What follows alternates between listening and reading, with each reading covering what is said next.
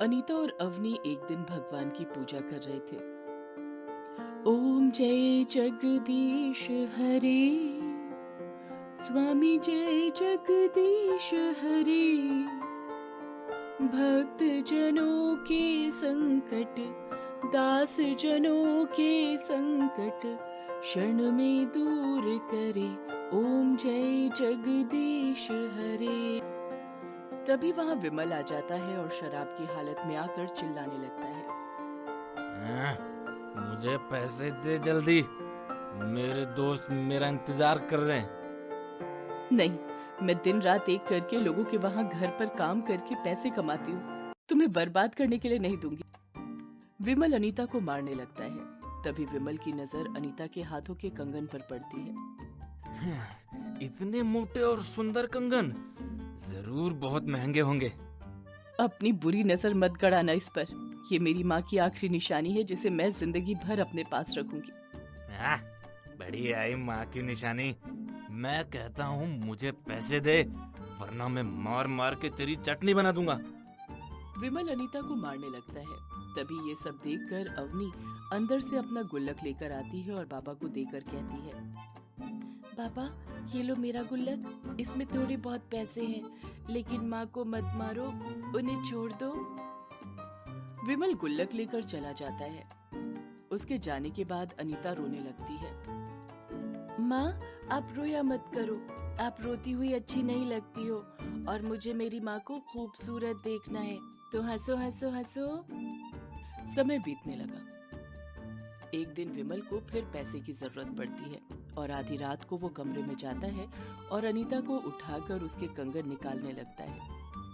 अनीता मना करती है तो विमल शराब की हालत में अनीता के दोनों हाथ काटकर वो कंगन लेकर चला जाता है और अनीता खून में लथपथ होकर मर जाती है। लेकिन मरने के बाद उसकी आत्मा को शांति नहीं मिलती है और वो चुड़ैल बन जाती है। अनीता के मरने के बाद विमल दूसरी शादी करके बच्चों के लिए एक सौतेली माँ ले आता है। पर ओ कामचोर अवनी, झाड़ू पोछा बर्तन घर का सारा काम हो गया हो तो खाना बना ले, भूख के मारे चक्कर आ रहे हैं। ये सौतेली माँ तो पहले ही इतनी मोटी है, और खाएंगी तो फट ही जाएंगी, टोल कहीं की। चुप कर चिंटू, माँ सुन लेगी तो गुस्सा करेंगी। सौतेली माँ का अत्याचार रोज बढ़ने लगा।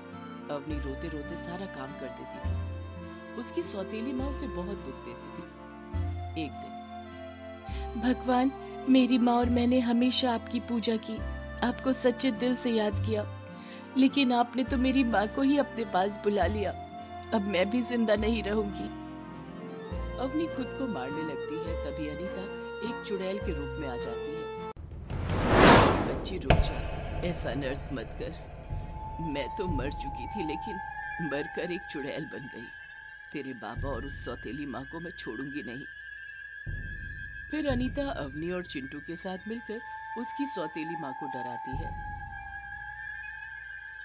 कि इस घर में कोई भूत है, और डर के मारे वो सौतेली माँ दुम दबाकर भाग जाती है।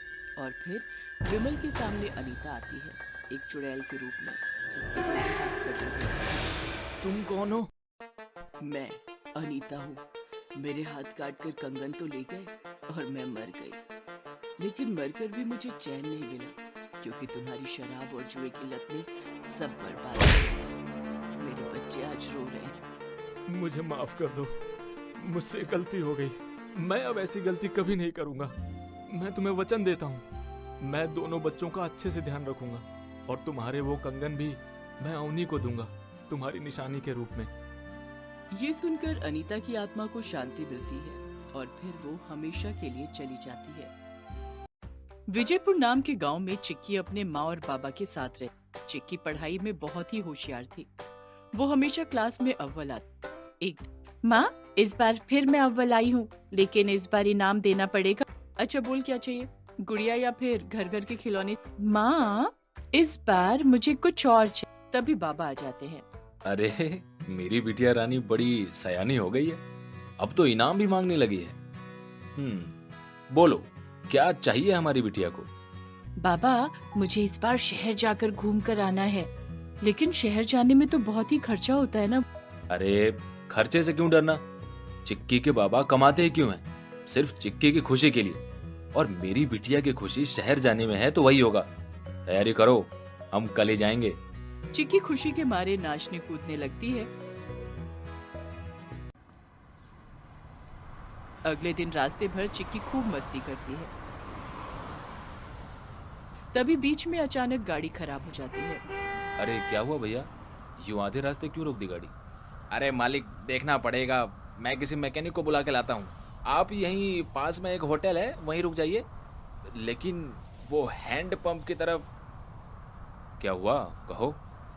सुना है वहाँ उस तरफ एक हैंड पंप है जो कि एक चुड़ैल आधी रात को चलाती है, और जो उस आवाज़ को सुन के वहाँ जाता है उसे वो खा जाती है।